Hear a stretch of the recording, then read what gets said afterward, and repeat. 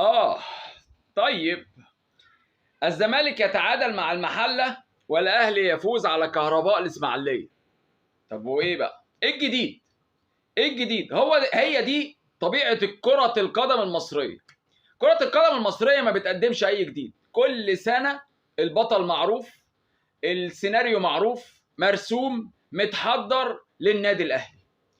الناس هتقول لك أنت زملكاوي فطالع تتكلم عن النادي الأهلي. لا والله، والله العظيم أبدا، أنا طالع أقول الحقيقة بس. بجد انا رايي الشخصي نلغي الكره المصريه، ندي البطوله للنادي الاهلي. اصل انا اقول لك على حاجه، تيجي بقى نتكلم بصراحه. هو احنا عندنا منتخبات قوميه قويه؟ لا. طب عندنا لعيبه، الدوري بتاعنا ده بيفرز لعيبه للمنتخب القومي؟ لا. طب ايه الدروس المستفاده من الكره المصريه؟ مفيش دروس مستفاده من اي حاجه. بجد الكره المصريه لا ترتقي ان تصبح كره قدم حقيقيه. احنا جوه تمثيليه، عايشين الوهم، بنضحك على نفسنا. النادي الاهلي هيفضل بطل الدوري، والزمالك كل سنه ولا 2 ولا 10 سنين يرجع ياخد الدوري مره، وجمهوره يفضل يبقى عنده شغف تاني. فتحس ان الموضوع بقى واضح، بقى صريح. بيراميدز السنه اللي فاتت احق بالدوري والناس كلها قالت كده، بس برضه الاهلي اخد الدوري.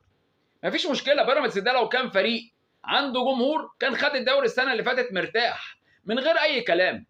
انا مش طالع اقول لك كلام متكرر، بس انا هقول لك نقطتين. الاهلي بطل الدوري، انا قلتها.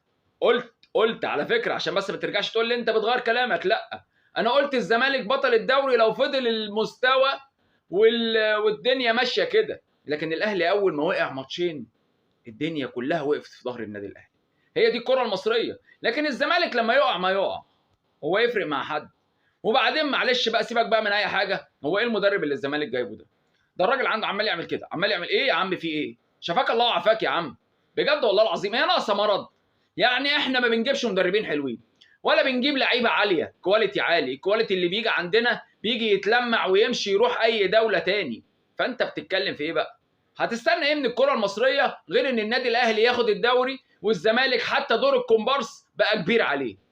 ما نضحكش على نفسنا، الكره المصريه راحه في حته بعيده قوي. شفنا كلنا منتخب مصر للشباب، ايه بقى؟ اللعيبه بتتخانق عشان كره ثابته، وفي الاخر اصلا انت ما صعدتش. بجد حاجه غريبه، الناس لا عارفه قوانين كره قدم ولا عارفه اي حاجه. يا جدعان عدلوا من الكوره، حرام عليكم. سلام.